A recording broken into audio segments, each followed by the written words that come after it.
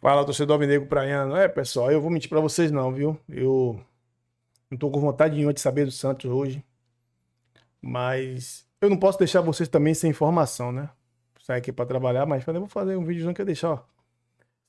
Pra assim, informado, assim, mais um debatezinho, né? Pra gente tentar trocar uma ideia.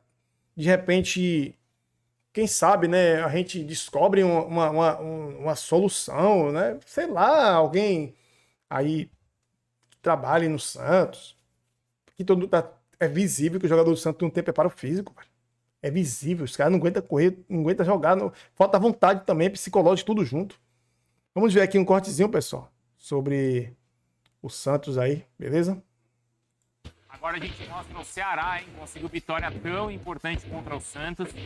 Foi um bom início, não é, Mari, do Vojvoda no Santos, mas de repente o Peixão parou de vencer e o Santista volta a ficar preocupado. 3-0 para o Ceará. Pois é, porque já vinha de dois empates, né? Grêmio e Red Bull Bragantino, mas daí é quase que uma história pessoal, né? Ceará e Vojvoda. Já é Isso ainda, né? uma questão bem pessoal, mas enfim, Mugni abre o placar 10 minutos com assistência do Pedro Raul.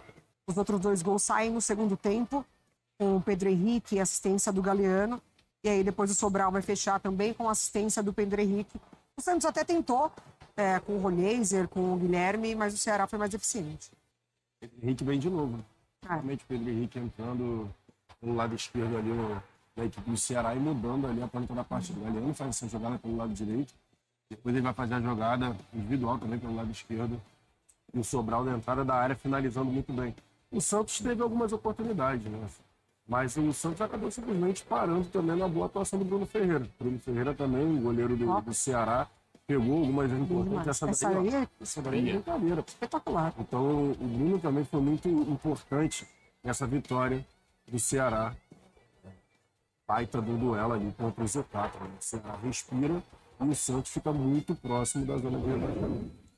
Números então, olha só, a missão complicada ao Santos desde a estreia do Vojvoda. Uma vitória, 4 empates e uma derrota. A primeira derrota então nesses 6 jogos, mas foi um time que realmente não tem somado pontos nessas últimas rodadas, tá? 5 gols marcados, 7 gols sofridos. Essa é a situação do Santos. Ontem um outro duelo assim, que era um desespero. Derretendo. Esses 5 jogos sem vencer foram enganosos, né? Porque, na verdade, é uma vitória só e 4 empates. Né? O Santos voltou à sua realidade. Essa derrota por 3-0 o Ceará. Para pouco em Fortaleza. Que coisa, pá. O Santos consegue ganhar no Ceará. O Santos disputou 6 pontos com o Ceará, ganhou 1. O Santos disputou 6 pontos com o Vasco, ganhou 1. O Santos disputou 6 pontos com o Bragantino, ganhou 1. Então, o que a gente pode esperar desse time? Exatamente o que está acontecendo. Um time que se encontra a 1 ponto na zona do rebaixamento, ou seja, na 16ª colocação do campeonato, com 28 pontos. Com 28 pontos. Deixa eu contar uma coisa para vocês. Em 2023, quando o Santos caiu, depois de 26 jogos, o Santos tinha 30 pontos. Hoje o Santos tem 28. A campanha do Santos hoje é inferior à campanha do rebaixamento. Tá tudo errado, gente. Tá tudo errado. Mas, ó, não se esquece de se inscrever aqui no canal, tá? Desde que o campeonato passou a ser de pontos corridos em 2006. De 2006 para cá, a pior campanha tinha sido a do Coritiba. Acho que em 2011, uma coisa assim, ele fez 70 pontos. O Santos foi campeão no ano passado com 69. Foi a pior campanha. Foi a pior campanha. E esse ano, de volta à Série A, a gente, né, todo esperançoso com a chegada do Neymar, a gente achava que ia ser uma coisa boa. Eu tinha muita esperança, cheguei até a falar aqui que o Santos podia até brigar pelo título.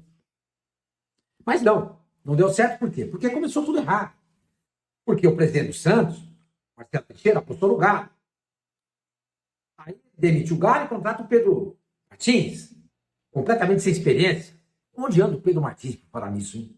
Alguém sabe do paradeiro dele? Eu não sei. Alguém contratou o Pedro Martins depois que ele foi demitido do Santos? Não sei, gostaria de saber. Não sei. Tá? Aí contrata o Pedro Martins, que vai lá e contrata o Caixinha. E depois o Santos manda embora, ele não gosta, fica de biquinho e é demitido, porque sai falando um monte de coisa que, que a direção do Santos não gostou. E com razão, na minha opinião. Aí resolveram o quê? Marcelo Teixeira. E filho dele, o Marcelinho, já falei para vocês aqui. São os dois que mandam no Santos. Mais o Marcelinho do que o pai. Mais o Marcelinho do que o pai. Aí os dois resolveram apostar no César Sampaio. Não deu certo. Aí contrataram o Cléber Xavier. Não sei quem foi essa ideia. Essa ideia eu não sei quem foi. Aí não deu certo. Óbvio. O cara não era treinador. Contrata o Voivoda. O Voivoda chega, o Santos começa a melhorar. Não apenas nos resultados. O Santos deixou de perder. Em campo, o futebol era outro. Mas hoje o Voivoda parece que o espírito do Cléber Xavier baixou no Voivoda. Escalou mal. A troco que ele colocou o Rincon em campo. A troco para tirar o Barreal. Tira o Guilherme. Queria fazer um troço desse? Tirasse o Guilherme. Queria botar mais um cara ali? Põe em bom tempo. Ou então coloca o Arão. Avança um pouco mais o Zé Rafael. Fica com o Arão e Schmidt. Podia até avançar um pouquinho mais o Arão, que é o cara que é de saída também. Mas você podia ficar com os dois ali. Roleider e Zé Rafael. Barreal e o Lautaro. Enfim, escalou mal o time. Tanto foi mal que o Santos só não tomou de 3 no primeiro tempo, porque o Ceará não acreditou nas próprias forças.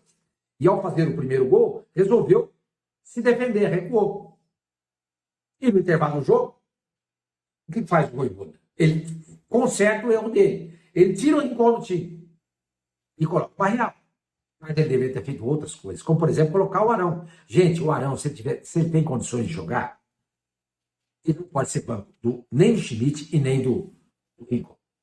Ele é o cara para ser titular do time junto com o Zé Rafael. Se ele é banco pelo terceiro jogo seguido, é sinal que ele pode jogar. Por que ele não joga? O que acontece? É inexplicável. Como é inexplicável a presença do Guilherme? Eu até entendo quando a gente comenta. Ele faz gol, mas ele não tem feito gol. Hoje, finalmente, ele foi substituído. Aí entrou o Cavaleiro. Por que não entrou o Robinho? Por que não botou o Bom Tempo no lugar do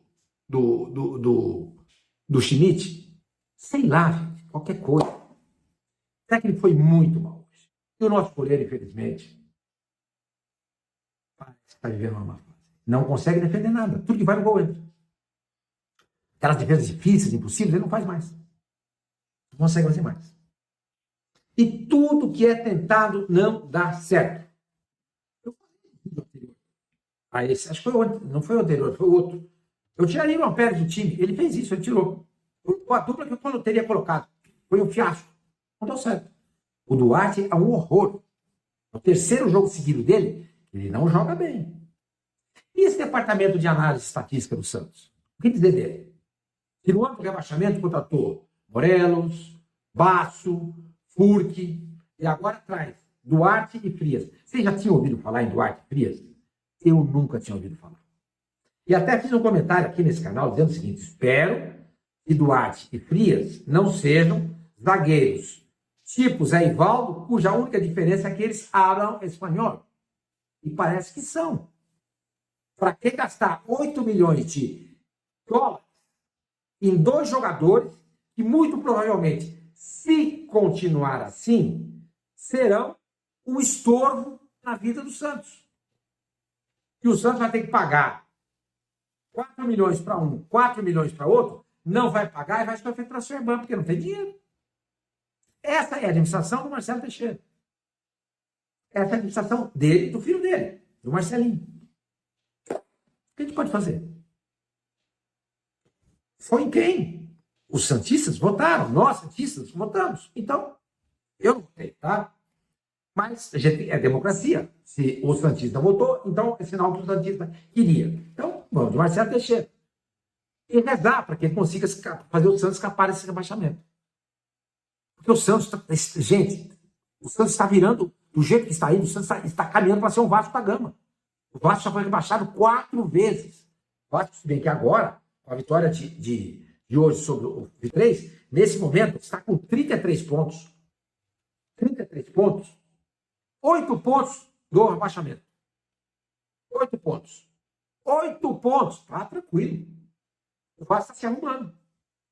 O Santos não consegue se arrumar, gente. Não consegue se arrumar.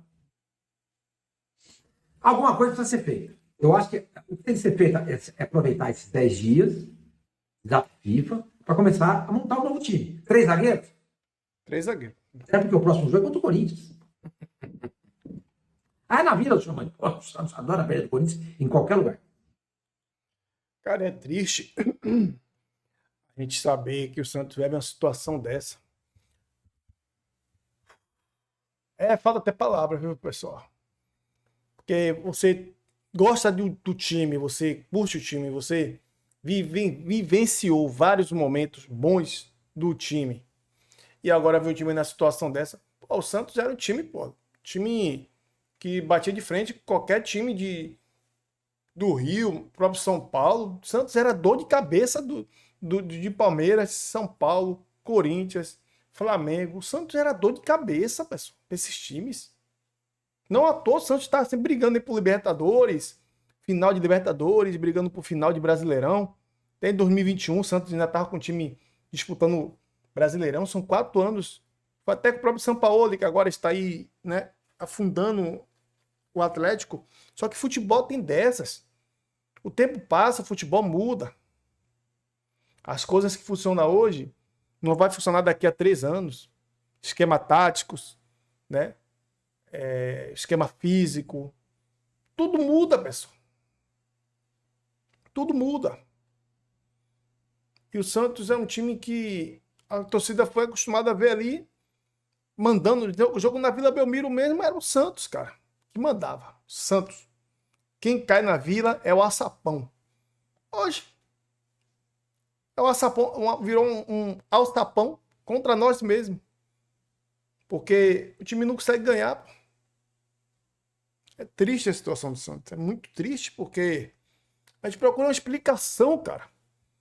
O Sormani acabou de falar aí, trouxeram 2 zagueiros que é as mesmas coisas do que já tinha. Ficam querendo enganar o torcedor contratando jogadores que aparentemente não tem técnica nenhuma. O Zé Ivaldo é grosso? Mas pelo menos vontade sobra. Já esses 2 que jogaram hoje aí, meu amigo, ontem aí, pelo amor de Deus, não gostei também. Pô, velho, o Arão. Sobre o Arão, eu não sei também. Sormani aí tocou nesse assunto. É um assunto meio incognitivo. Ninguém sabe o que aconteceu com o Arão. Ninguém sabe. O cara não joga. Ninguém sabe o que está acontecendo. Não estava com lesão. E agora fica no banco. Pô, velho. Quem tá colocando ele no banco? Quem tá mandando colocar ele no banco? Por que ele está no banco? Pro Santos não ter que pagar a rescisão? E passar mais uma vergonha? Porque se for assim, manda embora e paga a rescisão. Se o cara não vai jogar. Que situação, cara. Que situação pro torcedor do Santos, viu? Rapaz, um segundo rebaixamento ano após ano. Em 2 anos, ser rebaixado 2 vezes. Se essa diretoria ficar, pode acabar com o Santos. Pode acabar com o Santos. Como o Salmani falou, o Santos foi o time que subiu da Série B para a Série A com a pior campanha. Com a pior campanha. Imagine só. Imagine só. Mas, tem que acreditar, né? Até o final aí, mas, sinceramente, pessoal, já perdi já a vontade. Se o Santos pelo menos tivesse oscilando, ganhasse um, perdesse o outro, por exemplo, ó, 5 jogos, 3 empates, 1 derrota e uma vitória, 3 empates e 1 derrota. Aproveitamento péssimo. Péssimo. Preferia perder 2 e ganhar 3. Eram 9 pontos. Que absurdo, cara. Que absurdo, olha. 3, 4, 15 pontos disputados, só ganhou 6. Perdeu 9 pontos. Santos perdeu 9 pontos. Em 15 pontos disputados, perdeu 9. Menos da metade. Metade não. Menos da metade, São 5 jogos, 15 pontos. Ganhou 6. 9 mais 6, 15. Então, praticamente aproveitamento aí horrível. Complicado. Viu? Então, pessoal, não tô nem com vontade mais de falar nada. Tá difícil o momento do Santos, muito difícil, mas tá ainda fora do rebaixamento. Agora é aproveitar a data FIFA, como o Sormani falou, para virar essa chave aí. Precisa virar, precisa correr atrás do prejuízo, que ainda há tempo. Ainda há tempo. Há tempo, porque tem muito time também ali que ainda está oscilando muito. E o Santos dá para sair dessa situação, beleza? Tamo junto. Até o próximo vídeo aí.